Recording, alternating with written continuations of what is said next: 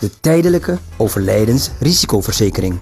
Omdat de zorg niet ophoudt wanneer uw geliefde komt te overlijden. Veilig verzekerd. Voor uw gemak in de stad. Altijd parkeergelegenheid.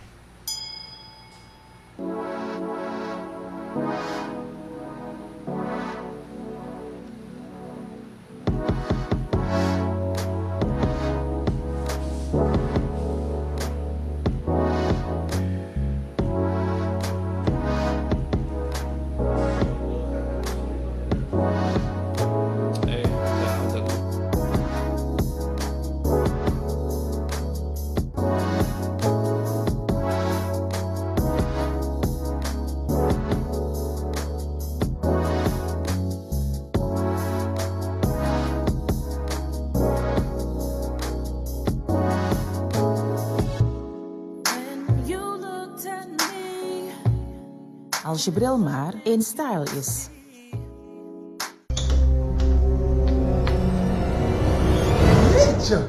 Je was uit met de guys. Mobile banking van de VCB-bank houdt jouw transacties scherp in de gaten.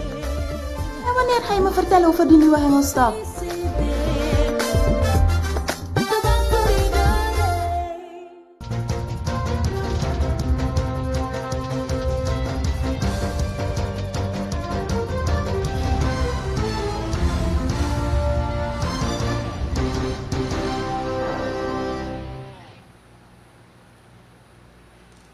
Nickerie maakt je klaar voor de zich ontwikkelende gas- en oliesector voor onze kust. Deze roep wordt door verschillende politici nu vaker gebezigd. Maar bij velen van ons blijft de vraag, hoe zullen we dit eigenlijk moeten doen? Met de 5e grote oliefonds in blok 58 de afgelopen week komt de realiteit een stukje dichterbij. Hebben wij als klein district de potentie om onszelf gereed te maken voor deze nieuwe uitdaging? Of zullen we niet weer het wiel moeten proberen uit te vinden, terwijl er grote ervaren maatschappijen zijn die dit voor ons kunnen doen? Goedenavond, welkom. U kijkt naar In Huis op deze maandag. Mijn gast en gasten. Mijn gast is Vidjai Doerga. Hij is lid van het directieteam en vertegenwoordiger van Phoenix Development Company Suriname. En op Zoom gaan we vanavond joinen Dr. Turhane Doerga, hoofdadviseur van Phoenix Development Company en Guyana Energy, en Mr. Jeff Oetting uit Texas. En hij is de oprichter en directeur van Featherwood Capital. Good evening and welcome to In Huis on this Monday night. Ik moet ook groeten de mensen die vanavond meekijken via onze livestream op FB en via onze YouTube channel. Wat ik u schuldig ben voor deze maandag is nog de huisvraag. Denkt u dat grote buitenlandse investeringen in Nickerie direct voordelen zullen hebben voor het district? Of zullen alle jobs en winsten door buitenlanders worden ingevuld en naar de grote companies terugvloeien? Nogmaals de huisvraag, dames en heren. Denkt u dat de grote buitenlandse investeringen in Nickerie directe voordelen zullen hebben voor het district? Of zullen de jobs en de winsten door buitenlanders worden ingenomen en alle geld zal dus terugvloeien naar de grote companies in het buitenland? Dat is vanavond voor u de huisvraag. U mag appen of sms'en op het nummer dat u daar in beeld gescrolld ziet. Maar als u comments hebt of vragen aan mijn gasten vanavond, feel free. Voelt u zich vrij om die aan hun te stellen. Goedenavond, ik heb jullie al aangekondigd. Phoenix Development Company heb ik genoemd, Vidjai. Jullie hebben een plan. Een Special Economic Zone en Deep Water Port in het district Nickerie. Ja. Een speciale economische zone en diepzeehaven in het district Nickerie. Nee, ik vergis me niet. Ik praat over het district Nickerie. Maar voordat ik doorga. PDC, Phoenix Development Company. Wie zijn jullie en wat doen jullie? Ik weet niet of jij op die vraag wilt ingaan of Turhane dat gaat doen. So I'll lead it in, if you will. And first of all, thank you so much, Ricky. This is a fantastic platform for us to come out and really kind of explain to Nickerie and Suriname as a whole, kind of what we are intended to do with the oil and gas industry here in Suriname. and specifically how we want to develop that industry in Nickerie. And the reason why we very specifically picked Nickerie is that if you were to take a look, at the Guyana Basin in general, the basin in which... We can't hear you. Oh. We cannot hear you. Oh, is this better? Hello? Yes? All right, so since we're now in the process of developing these industries, Nickerie is really the location where essentially all of oil and gas country for Suriname will land. And that's very specifically because it is the most efficient place to put it for business and for industry. Essentially what you want to do is you want to build it in a place or a location where that industry can happen as efficiently as possible, which makes you the best option for all of the international markets and for all of the international operators. And in my introduction, I said Phoenix Development Company. Plenty of us never heard about this company before. Who are you and what are you all doing? So our construction and the Phoenix Development Company is a new company. We've formed that now, and I will pass it off to Dr. Doerga in a second here to kind of explain how we went about doing that. But the idea of the Phoenix Development Company is that rather than having international companies come in and develop all of our industries and do all of our things for us, which also then means they take all of that value back to their home country. Rather than doing that, we say, okay, we're going to start up a Surinamese company, Phoenix Development Company, and we're going to bring in that incredible international operator, in this case Featherwood Capital, to be partnered with a Surinamese company. And now this Surinamese company is going to go and develop Suriname so that when we develop all of these industries, it's not we get 25% and 75% goes back to America or Europe or somewhere else. It's that we get 75% or we get 50% and they get 50%, or it's an even deal. It's a fair deal. Dr. Doerga, zoals u weet, Surinamers hebben weinig vertrouwen in nieuwe dingen. Staan op een dag, een goede dag, een paar jonge mannen op en zeggen we gaan een company oprichten omdat er olie- en gasvoorraden hier zijn. Dus er is geld te verdienen. Is Phoenix Development Company dat? Of is het niet dat wat we denken? Oké, om dit uit te leggen wil ik heel snel de mensen terugbrengen naar de LGO-regeling. Op een gegeven moment toen wij dat voor elkaar hadden, waren er miljoenen en miljoenen US-dollars voor nodig. Wat je dan doet als developer bij dit soort megaprojecten, is het nooit één man. Niemand neemt dat risico en het gaat om honderden miljoenen in dit geval. Dus wat doe je? Je gaat op zoek naar instanties, naar bankiers, naar investeerders die het plan zien en dan zeggen van oké, wij geloven in dit plan en we willen het financieren. Maar ze gaan dan wat we dan noemen een special vehicle daarvoor creëren.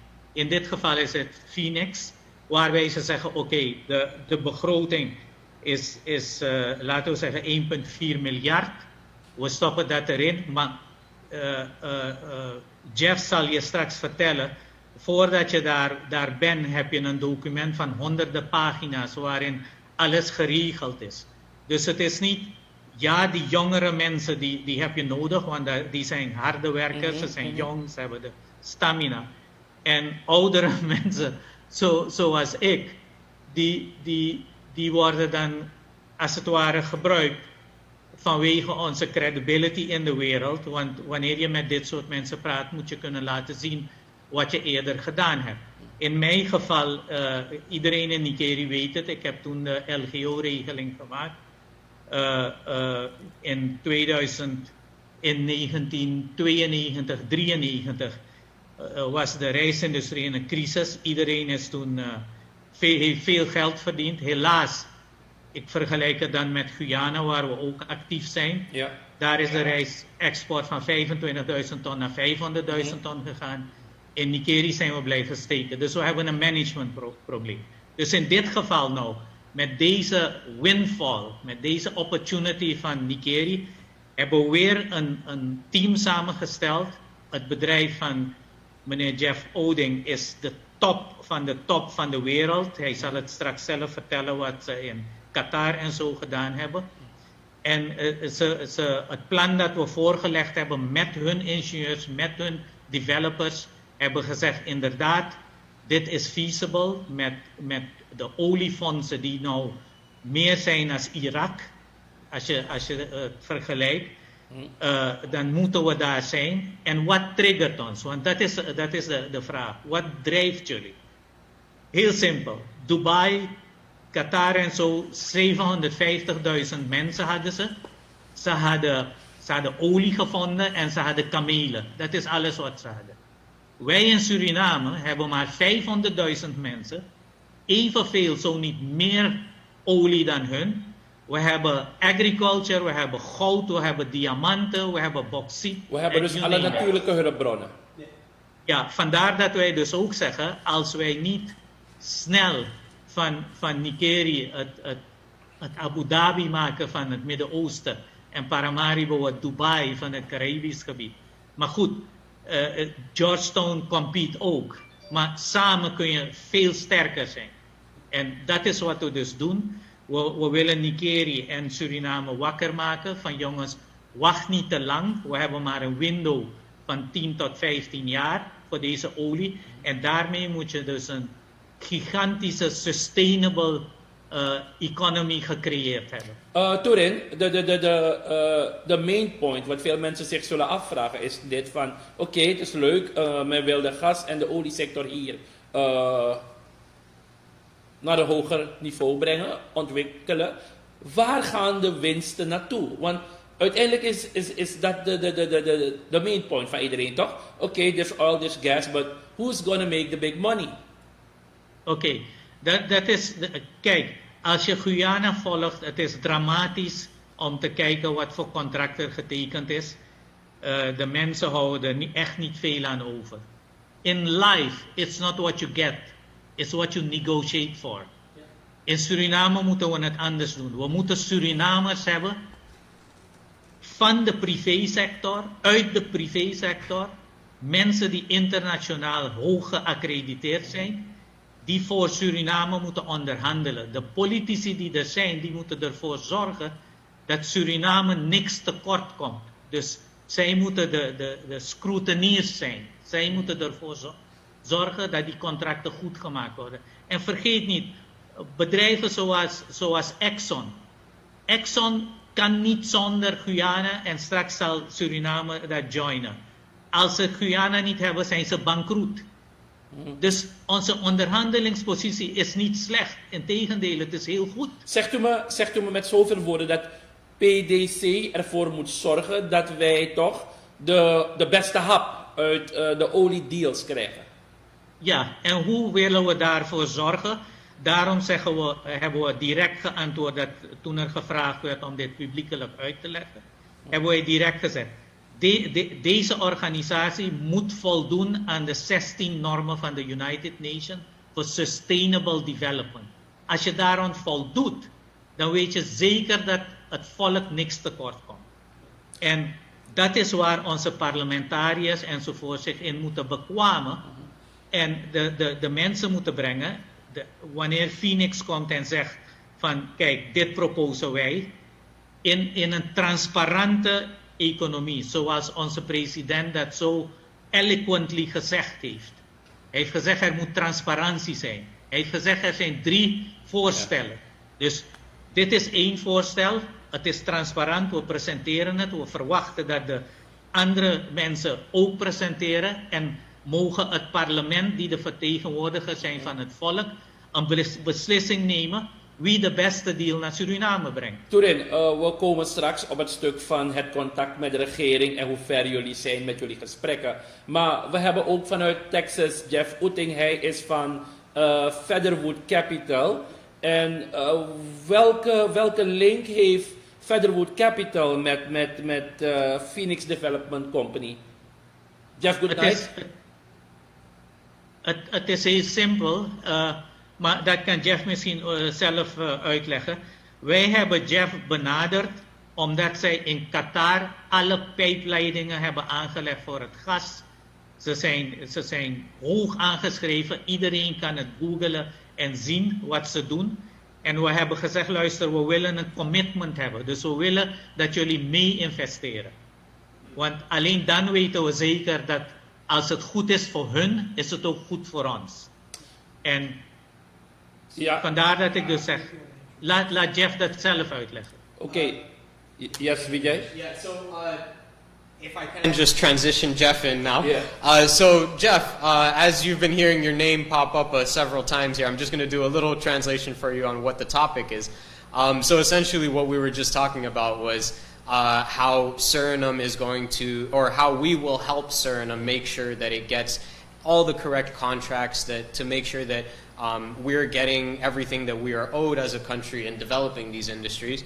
And then as well, Featherwood's background, and just you know what Featherwood has all done in the world, particularly in Qatar, and how you were instrumental there. And then also what your role as CEO with our company, PDC, and how Featherwood is supporting us in that endeavor. Sure. Vidjai, you know, first and foremost, the asset is, you know, your oil and gas reserves, and that's the country's sovereign property, right?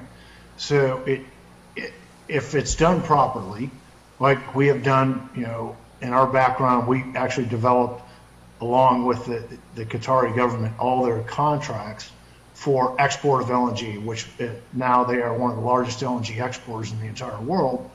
And the contract is very favorable to the host country, and where the infrastructure provider that was actually, you know, Exxon, Shell, Total, BP, there's numerous, you know, what they call super major oil companies that are participating in that production. However, the host country, being Qatar, is reaping the majority of the benefit, right? So the contracts were done, and because it's the country's asset, so it should be done so that way, where the country benefits for generational wealth. And they've gone from a very small, when I was first in Doha, you know, there was one very small tower, and now you can't even see it. And that used to be the headquarters for Qatar Petroleum. And now there are 900,000 expats working in the country. They've built universities, they've built infrastructure, they've built everything that a country can thrive and survive on because their contracts were done properly. And so, Jeff, go ahead. As you were talking about the development in Qatar, I think everybody could find Featherwood Capital on the internet and see what you all are about. I want to switch the focus to Nickerie. When the Phoenix Development Company approached Featherwood Capital with this plan for Nickerie, this economic free zone in Diep seaport, why did Featherwood jump in? Is it feasible enough? Good point. It is very feasible. Your geology is very similar to West Africa, right? If you look millions and millions of years ago, they were joined in the same, you know, geological formation, and so you have extensive gas reserves that can be monetized, that have not been monetized, that could bring you clean, efficient energy to the basin, as well as the local peoples can be employed and trained to work within the country. Very similar to models that have been done elsewhere in the world, where you go local first and you employ and train locals. What you do is start from the ground up at your universities and schooling and teach them local trades to have individuals employed locally so they can be the next generation as the business grows within the country and within the region, to make sure that you have the proper footprint, but everybody's trained to look forward and get on the same page to develop all the assets properly, environmentally friendly, do it the right way, develop it slowly, but on a good pace where everybody can monetize and everybody can benefit, because ultimately you have an enormous resource. And that was so attractive to me when Phoenix came to me to say, okay, what makes it attractive to Featherwood? Why would you take on this project? Because you can build where you are geographically. You are a very strategic world supply point that needs to be supplied. And you can also help the local country and the whole region actually develop into whatever it wants to be. And I looked at that as just not a great opportunity. Okay, so as you are explaining, dames en heren, u begrijpt, we switchen met talen. Vanavond een beetje in het Nederlands, een beetje in het Engels. As you were explaining that, except of the geological point of view, that the oil reserve and the gas reserve, the company also wanna invest in human capital, train people to be able to find jobs in this whole sector. That's the only way to make it work properly. If you don't do that, your resources are exported, and it's a forever loss. So the best way to do that is train and get participation from locals on all levels from the ground up. Once you do that, the business is your business, and it's your asset. This is your country's asset. So why shouldn't your fellow country people be involved in that asset development? They should be. That's the only right thing to do. And so if you do that, they'll be personally invested, and they'll want to see the country thrive and develop through its own natural resource. Thank you, Jeff. Voordat we doorgaan. If I wanted to just add on to what you were saying real quick there, Jeff, which is that, and that's specifically why it's important that we don't do things like build only a shore base. The act of building only a shore base for the offshore industry very simply means that that shore base will act as a highway for all of Suriname's wealth to leave Suriname, and for Suriname to get none of it here. So rather than a shore base, that's why we are proposing a deepwater port and a special economic zone, is that in that deepwater port and in that zone, the shore base is included. But what's also included in that deepwater port and special economic zone is a massive grain elevator to support the rice industry here. Setting up the port in Nickerie versus anywhere else automatically knocks off $10 a ton for the price of rice. For produce, the banana producers, for manufacturers that want to come in. Things that people are not realizing is that, well, you made the point not too long ago that we have alle natuurlijke hulpbronnen. Yeah. We have all of them. Now, if you consider that we're now going to have inexpensive energy, we're going to have cheap energy, where we have a small population, meaning we don't have too many people to employ, we are the perfect place for automated manufacturing to start happening. Inderdaad, because the raw materials are already that would here. be my next question. Wanneer we praten over het plan, een special economic zone en deepwater port, is niets anders dan een speciale economische zone en een diepzeehaven, zoals u dat vaker heeft gehoord. Het is een plan. Wat moeten de mensen zich voorstellen? Misschien kan Dr. Doerga ons dat uitleggen. Wat moet die Nickeriaan, wat moet die agrariër zich voorstellen wanneer hij hoort een deepwater port en een special economic zone? Het is een beetje nieuw voor de mensen in het district. I would certainly like.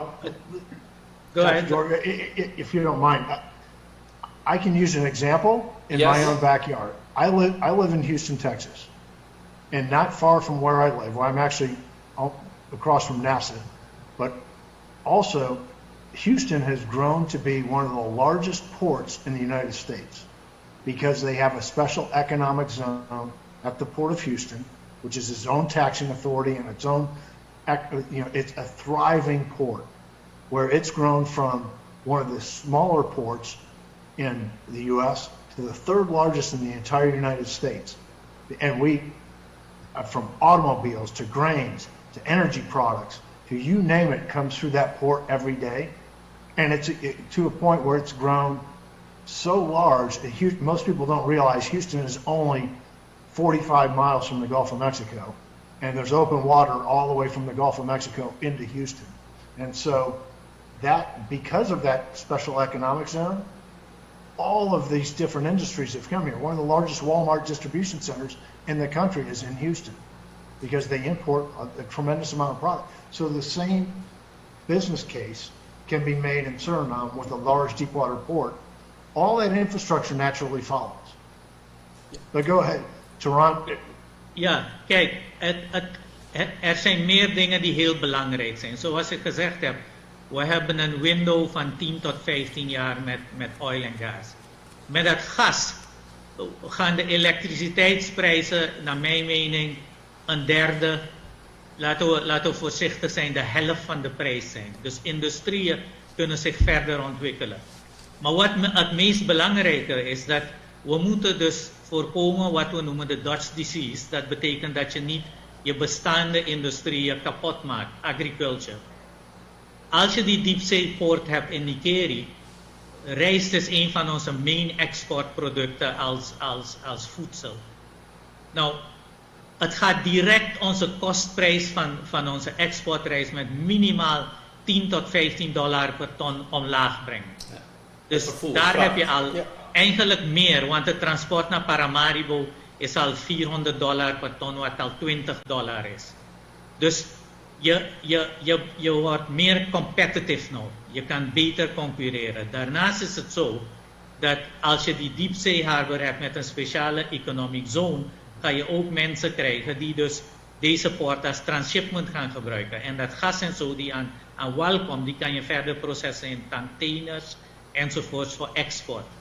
Dus die economische zone en waar het is, ik weet niet of jullie ja, we hebben de kaart laten zien. Jullie even die kaart in beeld brengen, jongens, in de productie. Ja. Het gaat om 6000 hectare aan de overkant, zoals men het kent, aan de overkant van de Nickerie rivier. Aan de rechteroever, als ik het goed heb, toch, Turhane? Ja, aan de rechteroever. Ja, dus niet waar nu Nickerie staat, maar gewoon over de rivier aan de overkant.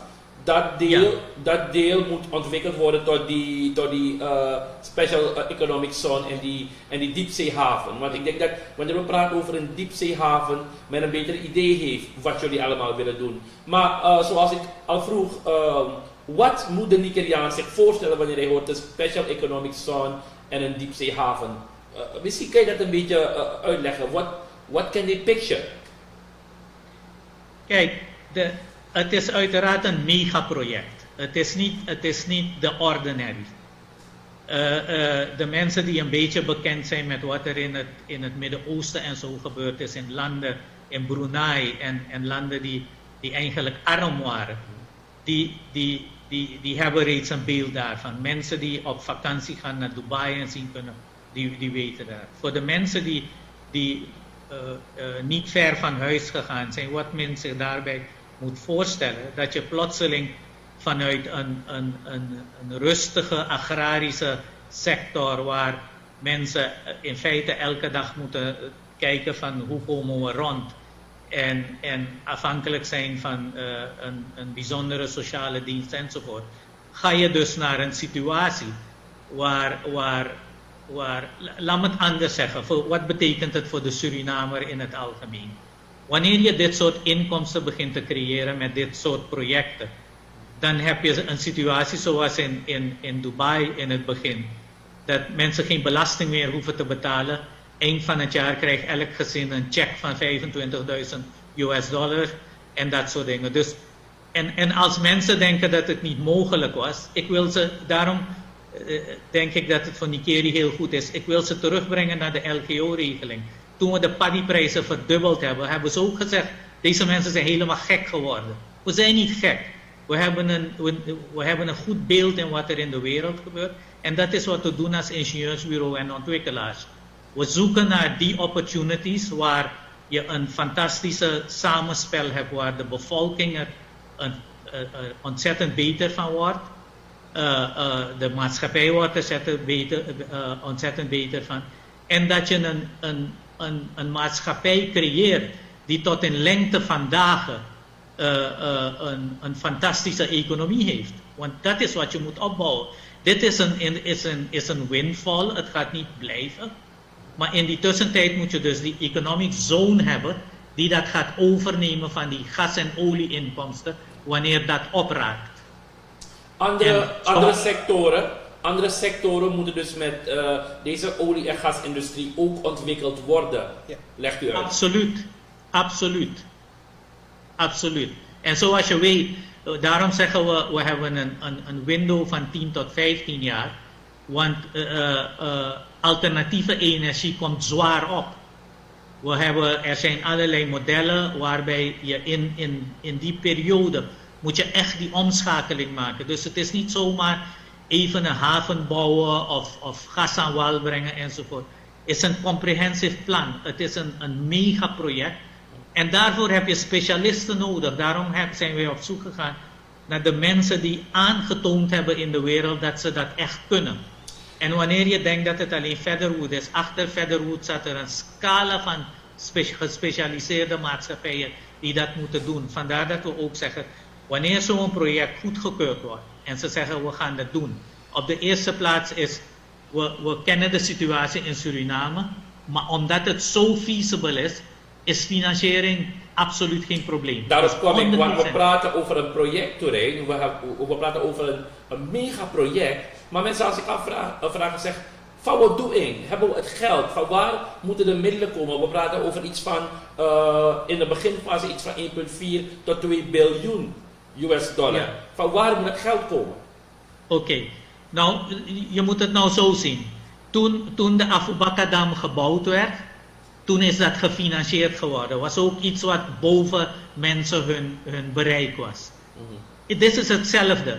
De opportunity en de inkomsten en de magnitude van het project is zo goed dat het direct de aandacht heeft getrokken van absoluut de top van de top investeerders in de wereld en investeringsgroepen. Nou ligt het aan ons om ervoor te zorgen dat wij als Suriname daaruit een goede deal halen. Ja. En dat is waar wij dus in komen. Dat is waar wij met de overheid, maar we hebben nu een president die heel duidelijk gezegd heeft dat de privésector moet absoluut aan boord komen. En van wat ik tot zover zie is dat hij blijft het zeggen. Dus ik heb geen reden om te geloven dat we het niet gaan doen. Er is dus in het hele project, in het hele project is er dus ruimte voor lokale bedrijven, voor Surinaamse bedrijven om te participeren. Absoluut, want wat er gaat gebeuren, dat fonds is daar en het gaat beheerd worden. Het gaat beheerd worden door professionals. Het is niet zo dat die mensen dat geld naar je toesturen. Elk deel, de deelprojecten moeten aangetoond worden. Dus wanneer er gezegd wordt, je moet het zo zien, het is aan de rechteroever van de Nickerie rivier. Maar wanneer noem het een longtong, dat bovenste gedeelte ontwikkeld wordt, dan komt het in de Nickerie rivier ook. Dus al die bedrijven, bijvoorbeeld de bedrijven die de pijpen moeten reviseren en aan land en terug moeten brengen. Elk lasbedrijf in Suriname, die gaat heel snel komen en zeggen, jongens, ik wil in die industrial zone, in die economic zone, wil ik een halve hectare hebben, want ik wil een loods opzetten. Want die bedrijven die in zee daar aan het werken zijn, die willen bedrijven hebben aan land die een korte afstand hebben waar ze hun dingen kunnen sturen, die gerepareerd moeten worden, gebouwd moeten worden. Ze maken tekeningen die komen aan wal, die moeten gemaakt worden en die moeten teruggebracht worden. Supply. 500-600 man op zo'n platform moeten te eten hebben. Er moet gekookt worden, er moet groente geproduceerd worden, onze markt in Nickerie gaat te klein zijn. Begrijp je? Dus je gaat een industriële ontwikkeling en een agrarische ontwikkeling krijgen van de bovenste plank. Wat hebben jullie, want het geld die is er, zoals je dat uitlegt, het plan is er, het geld is er. Wat hebben jullie van de Surinaamse regering nodig om met dit plan te kunnen beginnen? De president heeft het heel duidelijk gemaakt dat hij absolute transparantie wil hebben. De president heeft 2 weken geleden, ik denk het is een oudjaarsrede geweest die ik zelf gehoord heb, hij heeft gezegd hij heeft 3 plannen op zijn bureau. 1 in Kwamowijnen, 2 aan de andere kant van de Suriname rivier. Wij hopen, omdat dit plan reeds gepresenteerd is aan verschillende ministers en wij hebben onze credentials reeds daar neergelegd, we hebben onze financieringsgaranties neergelegd, zodat men weet dat we geen fly-by-night zijn. Behalve dat, men kan onze achtergrond, die van Jeff, van mij, kan men men kan het nagaan. We zijn geen grappenmakers. We zeggen wat we doen. En in mijn geval, dicht bij huis, verwijs ik iedereen naar wat we gedaan hebben met de LGO-regel. Wij kunnen dat doen. Dus de regering heeft nou 3 plannen, zeggen ze, voor die shore-base noemen ze dat. Dat zijn dus de bedrijven die service moeten geven aan wat er op zee gebeurt. Ja. En de regering die gaat dus dat evalueren en dan moet er een beslissing genomen worden. En in het kader van die transparantie zeggen wij van, weet je wat, de president zegt de privésector moet hard zijn best doen en de regering kan het niet alleen. Dus wij hebben gezegd, transparantie, wij presenteren ons project. Wij verwachten dat die andere projecten ook gepresenteerd worden. En wij hopen dat, zoals in de campagne beloofd is, dat democratie zal prevailen. En dat in het parlement dit besproken wordt. En may the best man get the job. En wij hopen dat het voor Nickerie is, omdat Nickerie is de meest aangewezen plaats door alle deskundigen die wij geraadpleegd hebben, die ter zake deskundigen zijn. Nickerie, vanwege het bereik ook naar de Guyanese kant, is Nickerie absoluut de beste plaats. Dus het is niet dat we Nickerie gekozen hebben omdat ik toevallig Nickeriaan ben. Ja. Nee, omdat het gewoon de beste plaats is. Binnen hoeveel jaar moeten zulke projecten, bijvoorbeeld dit van jullie, van start gaan? Want er wordt gezegd, within 4 to 5 years, the first barrels of oil gonna come out of the sea. So, hoe lang hebben we nog om te zeggen, you know, we're going ahead with it? Oké, kijk, voor ons is het heel simpel. Die olie is gevonden, het is daar. Nu gaat het erom van hoe snel gaan deze maatschappijen exploreren. Hier ligt een taak voor onze regering om die mensen te zeggen, jongens, we hebben haast. Want wat wij noemen, ik zou graag zien dat wij als Suriname die inkomsten leveragen. Dus dat we onze sociale voorzieningen beter maken, onze medische zorg beter maken, anticiperend op het geld dat komt. Want we hoeven daar niet... We hoeven niet te wachten. We hoeven daar niet moeilijk over te doen. Het is daar. Ja. Dus terwijl die mannen, die FPSO's aan het bouwen zijn om dus die olie naar boven te brengen, moet die shorebase gebouwd worden. En het hoeft niet, die economic zone hoeft niet direct klaar te zijn, maar binnen een jaar moet je al de eerste palen in de grond drijven. Je moet de kust daar beginnen op te spuiten met zand om die haven te bouwen. Het moet simultaan, het heet multitasking. Je moet van start gaan. En dit soort projecten doe je niet om, je wordt een dag wakker en je zegt, oh god, we gaan daar een haven bouwen. Nee, daar is lang heel over nagedacht. Wij hebben één advantage dat we als Surinamers ook in Guyana bezig zijn. Ja. Guyana en Suriname voor. Dus we kennen de klappen van de zweep daar. En daarom zeggen we aan Suriname, alsjeblieft, draal niet. Ja, want daarop kom ik. Je legde uit, we hebben dit plan, er zijn 3 plannen op tafel gelegd voor de president. Maar hebben we ook binnen onze regio andere competitors? Want u praat over Guyana, daar is men ook bezig die olie- en gasindustrie op poten te zetten. Moet er daar ook geen deepwater harbor komen? Of zegt u van nee, Suriname, Nickerie is toch de meest aangewezen plek. Dus Guyana gaat niet denken om ook zo'n zeehaven te bouwen.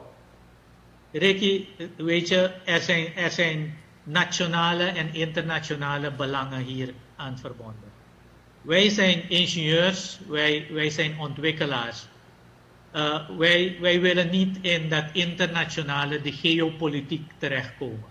Wat ik je wel kan zeggen is dat in het onderzoek dat onze ingenieurs, de ingenieursbureaus van Featherwoods enzovoorts bekeken hebben, is Nickerie, dus de Quarantijnrivier, aan beide zijden is de ideale plaats om het te bouwen. Moet Guyana ook één hebben, moet Suriname ook één hebben. Politici zijn aan het praten om te kijken wat er gebeurt. Die brug over de Quarantijnrivier is van enorm belang voor economische ontwikkeling. Enorm belang. En kijk naar de Emirates. Het zijn allemaal kleine koninkrijken, maar ze werken samen. En in Suriname, in Guyana, en het klinkt misschien raar, ik ben voorstander om die weg naar Caracas te bouwen. We hebben net 70 miljoen mensen meer erbij als markt. Ja. Dus we moeten globaal denken. We kunnen niet meer denken als een klein land, als een small village in this universe. Weet je, we moeten globaal denken. Die grenzen moeten open gaan. Er moet free trade zijn. Want het gaat erom dat mensen hun economische toestand moet omhoog gebracht worden. Misschien een vraag aan Jeff. Jeff, after the Suriname government gives the go-ahead, how soon can this project start? It could start within probably 60 days of the government giving the green light. It can happen very quickly. So, Jeff, I think what Ricky is asking for is that sort of how does this work? So essentially it starts off with, the surveying, front-end engineering design. Essentially, we know that we're going to build a deep water port. We know that we're going to build an LNG facility, an LPG facility, a shore base. We know we're going to build all of those things. And we know that it's feasible based on the export and all of that. But those surveys and those studies that are the first thing to happen tell us where exactly on that plot we're going to build it, how much foundations need to be built. So those are the minute details that then teams of engineers come in and they go and they figure everything out. Okay. So that part starts, and essentially from there it's construction. So as construction goes, the port becomes operational. As the port has enough construction done to begin delivering its services, those services begin, and the port continues to expand as necessary for all of the people who want to come in and operate there. Okay, let's go to some feedback of the viewers. Sure. Hello, I have a live question for the live stream currently taking place with Vidjai Doerga en Turhane Doerga. Mijn vraag is, hoeveel olie heeft men deze keer gevonden? Ik weet niet of...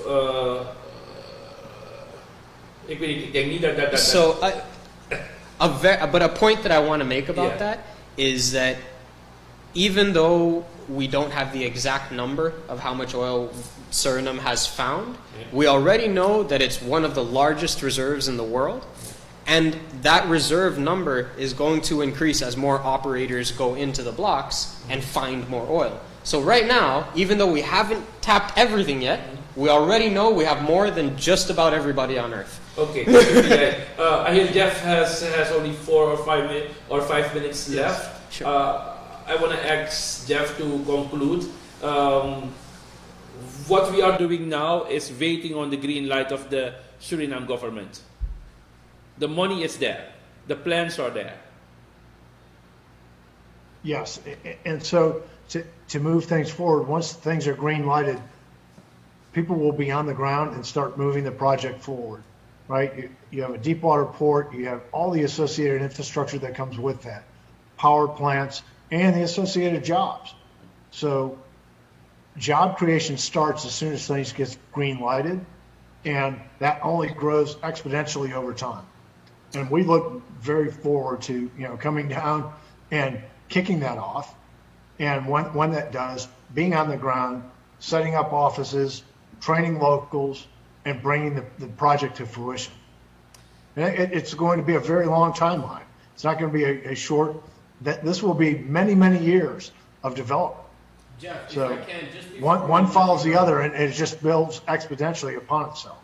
Just before I let you go, Jeff, I love always when you tell the story of what it looked like in Qatar when you guys started, and then when you started building the port, all the trucks and all that. Could you just tell that story to the people of Nickerie and Suriname, because that's what got me going. I was in downtown Doha and drove out to Ras Laffan, and they told me beforehand, well, there's quite a few trucks that go in and out of the facility. At one point at its peak, there were 5,000 trucks a day moving into that facility, which has become one of the largest LNG exporters in the world when they started with nothing. Right. Thank you, So Jeff. they started with a clean slate.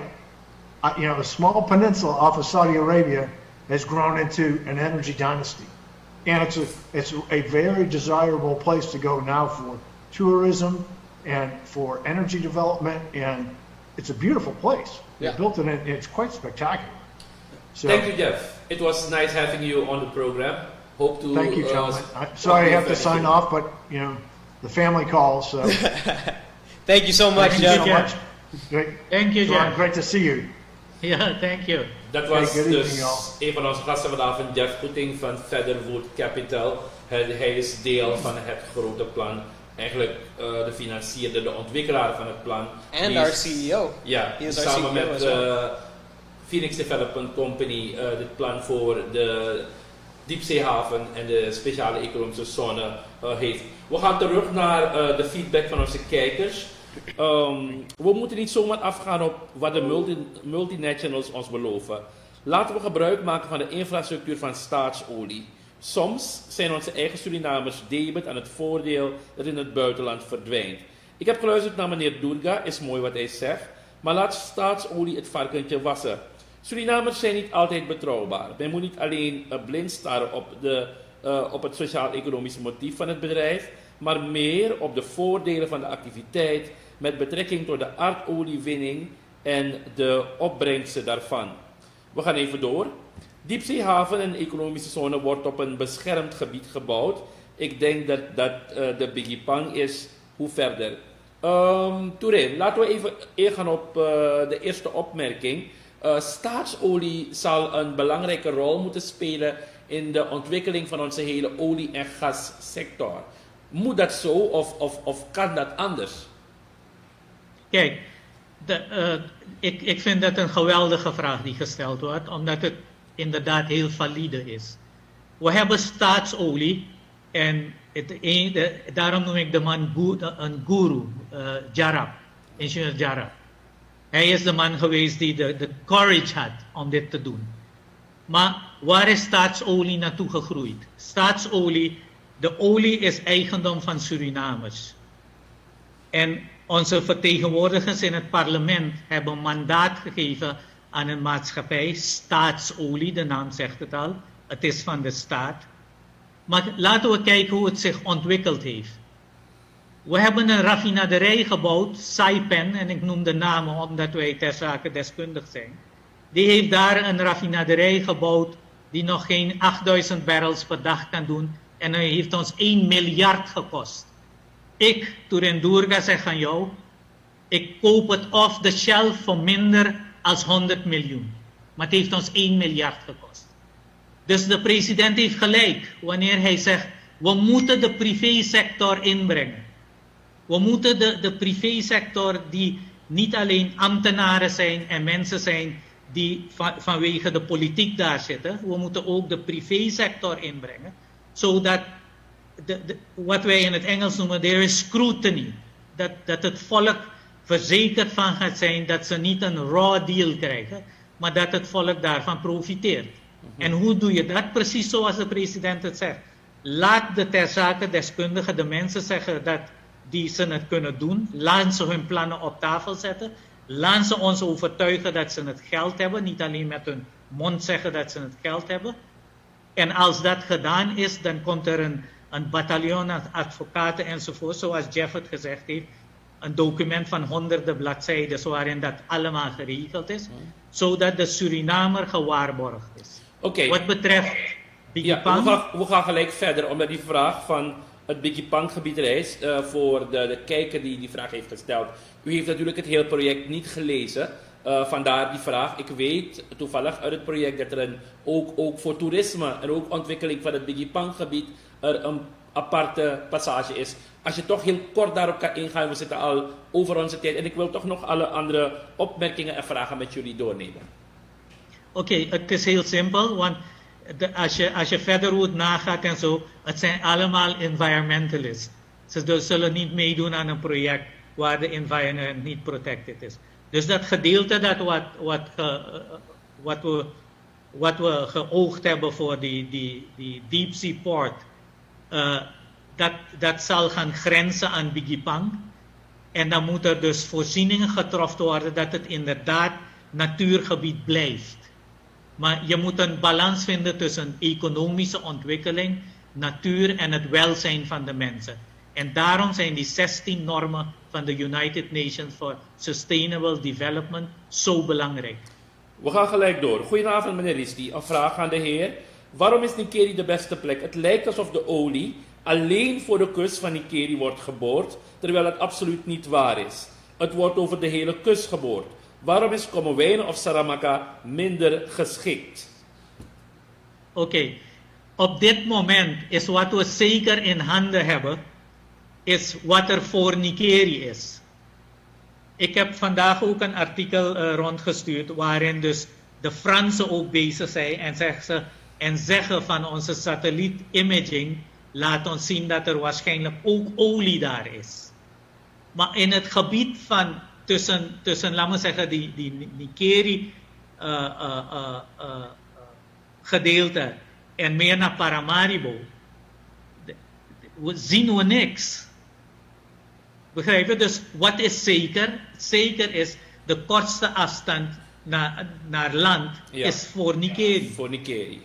En om het een beetje de mensen een idee te geven, plotseling als dit zich begint te ontwikkelen, het vliegveld in Nickerie bijvoorbeeld, je zult daar helikopters af en aan zien vliegen. Sommige van die reisvelden gaan verkocht worden om grote loodsen op te zetten voor bevoorrading. Die luchthaven moet een internationale luchthaven gaan worden, want private jets moeten kunnen landen. Het is een megaproject. Het is een transformatie. Ik begrijp die opmerking, Turhane, dat iemand vraagt zich af, maar ja, ook Kommerwijnen en ook Saramaka willen die ontwikkeling zien die de afgelopen minuten door de mensen van Phoenix Development Company en Federwood is geschetst. Want wat je daar schetst is geweldig, is huge. Ja. Dus ik begrijp dat er maar waarom niet bij ons? Kijk, daarom kijken we met smart uit naar die andere proposals. Oké. Want als die andere... Give me 1 second. Let me take this one too, which is well that I very much and I like the way that people are thinking about it. That if Suriname's oil, specifically Suriname's oil, is being looked for all the way across the coastline, why are we looking only at Nickerie? Yeah. And the reason why we're looking at Nickerie and why Nickerie is really it's the best place for it is for something that you mentioned earlier, which is competition. Competition in the region. If we take the port facility, which essentially will hold all of our processing capacity for our oil and gas, and we move it any farther east from Nickerie, you make yourself less competitive to any of the operators who are on the Guyana side, which is the other half of our basin. So we have half of a basin, which is the east side of that basin. The west side of that basin also has operators in it. Now, if Suriname wants to compete with Guyana to see who can take the most amount of business and generate the most amount of income, if the port is not in Nickerie, you automatically can't service Guyana. So that's a very important point as well. Gelijk door aan de volgende opmerkingen. Kan hij aangeven hoeveel kleine ondernemers in aanmerking zijn gekomen om projecten uit te voeren in de olie- en gasindustrie? En aan welke voorwaarden moeten deze ondernemingen voldoen? Ik denk dat eigenlijk de hamvraag is voor het Surinaamse businessleven. How can we participate in this whole thing? Is er ruimte voor ons? Ja, dat is de hele purpose van deze presentatie. Come on board. Come on board. De Kamer van Koophandel moet seminars beginnen te organiseren voor het bedrijfsleven. Ze moeten professionals inbrengen die dat kunnen uitleggen. Het goede is dat Surinamers in onze diaspora, weet je hoeveel Surinamers bij de Shell werken in Nederland? Enorm veel. Dus die mensen moeten komen, er moeten seminars georganiseerd worden, en zodat het bedrijfsleven kan beginnen te zien, oké, I can fit in there, ik kan dat doen, ik kan me bekwamen daarin, enzovoort. En ik moet dus aan deze voorwaarden voldoen, want ik denk dat het meest onbekende is bij de bedrijven. Iedereen wil zijn bijdrage natuurlijk leveren, maar je moet aan bepaalde voorwaarden voldoen. En ik denk dat de vraag bij de bedrijven is van, what must I do? Wat moet ik hebben? Wat moet ik kunnen? Hoe kan ik aan de voorwaarden voldoen die er gesteld worden? En nog meer, wat zijn de belangrijkste voorwaarden die gesteld worden om goederen en diensten te kunnen leveren aan deze sector? Mag ik kort daarop antwoorden? Heel kort. Daarom is het heel belangrijk dat wat de president gezegd heeft. Hij zegt binnen een paar weken gaat hij een beslissing nemen. Of wij het nou doen of iemand anders dat doet enzovoort. Maar wie het ook doet, die zal onmiddellijk op het moment dat het groenlicht gegeven is, zal onmiddellijk moeten beginnen te organiseren seminars met lokale mensen. Want het is niet slim om mensen uit het buitenland te brengen als je mensen lokaal kan trainen. En onze ontwikkeling van onze mensen is redelijk hoog. We hoeven ze alleen maar bij te schaven. Ze zijn geen analfabeten, ze kunnen allemaal lezen en schrijven. Dat was een groot verschil in Dubai en zo. Waar de mensen, het is pas de tweede, derde generatie die kon meedoen. Want ze waren allemaal mensen die in een woestijn woonden. Ja. Wij niet. En we hebben scholen, we hebben technische scholen. Die technische scholen moeten meetings zijn met hun om te zeggen, waar moet je onze mensen voor trainen? Okay. Zo gaat het zich ontwikkelen. We gaan nog twee opmerkingen doen. Vragen. Helemaal eens met Turhane. Abraliba, zoals we hem kennen, Abraliba Nickerie moet ontwikkeld worden. Gas Liquefying Plant. Excellent. Rajan Kisun Singh, dankjewel voor die opmerking. En een vraag die wordt gesteld. Wat is gebeurd met Doerga's plan om aardolieraffinaderij in Guyana te bouwen? Dat plan is very much alive. Alleen de regering heeft gevraagd dat iedereen even focust om het gas eerst naar shore te brengen. Want ze willen hier de economische ontwikkeling triggeren door de elektriciteitsprijzen te halveren. En dat gas wordt nou gewoon de lucht ingegooid en het vervuilt. Dus de regering heeft gezegd, kan iedereen voorbereiden plannen, want er komen dus tenders, dus openbare inschrijvingen om die installaties te bouwen. Dus het is niet dat die raffinaderij niet komt, die kleine raffinaderij komt, maar de sequence is nou eerst de gasinstallatie, dan de raffinaderij. Omdat, zoals ik het goed begrijp, dat door dat gas er goedkope energie vrijkomt. En wanneer er goedkope energie vrijkomt, werkt het door op alle sectoren. Alle sectoren kunnen daarmee ontwikkeld worden. En zo zal het ook moeten zijn in Suriname. Net wat je zegt, we zullen veel minder voor energie moeten betalen. Ja. Ricky, ik begrijp deze heren wel. Als Suriname zijn huiswerk goed doet, zal ons land er heel goed van afkomen.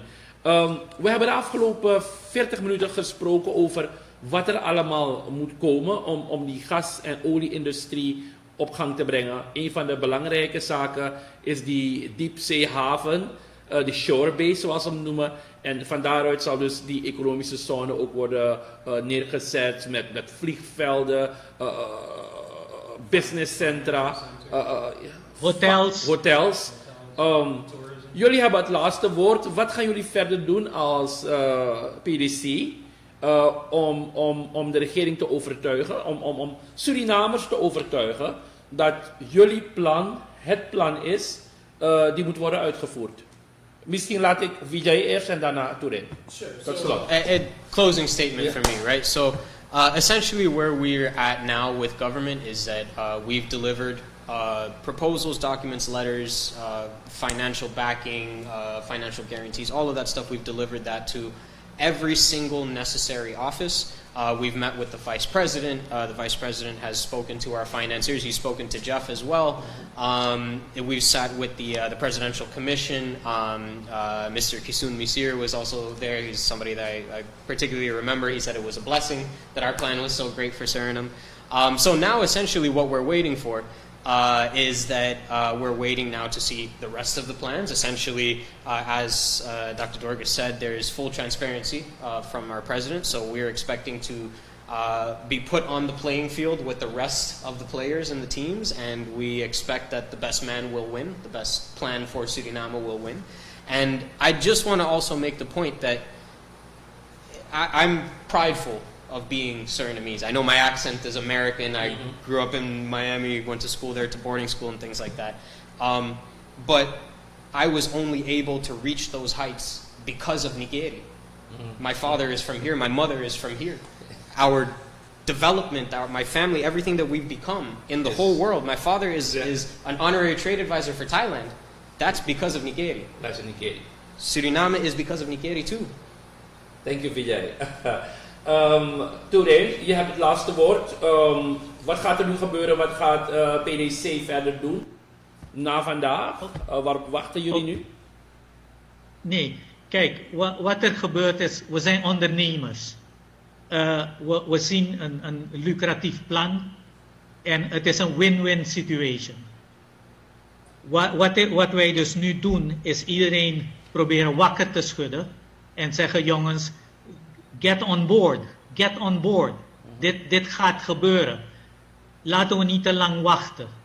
En omdat het Nickerie is dit het juiste forum om te beginnen. Natuurlijk, wanneer deze jonge heren terug zijn in Paramaribo, dan verwachten wij als directeuren in de board of directors dat zij continu doorgaan met bij de ministers aan te kloppen, bij die parlementariërs aan te kloppen, bij Nikkerianen in het algemeen en Surinamers in het algemeen aan te kloppen. En vooral dat het duidelijk is dat Nickerie is niet een ander land. Het is deel van Suriname. Als het in Nickerie komt, komt het ook Suriname ten goede. Of het in Paramaribo komt, komt het ook Nickerie ten goede. Begrijp je? Dus die controversie moet er niet zijn. Ik groeide op en ik weet nog, daar hebben we een mooie foto van, dat toen Paramaribo zei, je mag de Nickerie rivier niet oversteken met een auto, dat ze 2 Koreanen aan elkaar gebouwd hebben en toch overgestoken zijn. Dankjewel. Turhane, jij zit in Georgetown als ik het goed heb. Op dit moment ja. Ja, dankjewel. We hopen heel gauw weer wat van jou te horen. Fijne avond. Ik kijk met belangstelling uit om terug te komen naar huis. Dankjewel. Dames en heren, u hoort het. Zoals we het in Nickerie zouden zeggen op straat. Big things are happening, or big things are about to happen. Er zijn heel wat plannen. U heeft vanavond de plannen gehoord die er zijn. Het is wel tijd dat wij als Surinamers, als Surinaamse ondernemers, als Nikkerianen, als burgers wakker worden. En behalve dat er mensen naar ons moeten komen om ons te zeggen wat wij zullen moeten doen, denk ik ook dat wij op zoek moeten gaan naar die informatie. Wat zullen we moeten doen? De regering van Suriname staat voor een heel belangrijke beslissing, omdat de beslissingen die nu gaan worden genomen bepalend zullen zijn voor onze economie voor de komende 100 jaren. Met deze woorden gezegd hebben, wil ik Vidjai bedanken voor zijn komst. Ik wil u ook bedanken voor het hebben willen kijken. Ik wil u bedanken voor uw feedback. En bij Leven en Welzijn zit ik volgende maandag weer hier met andere gasten in huis. Tot dan. Dag.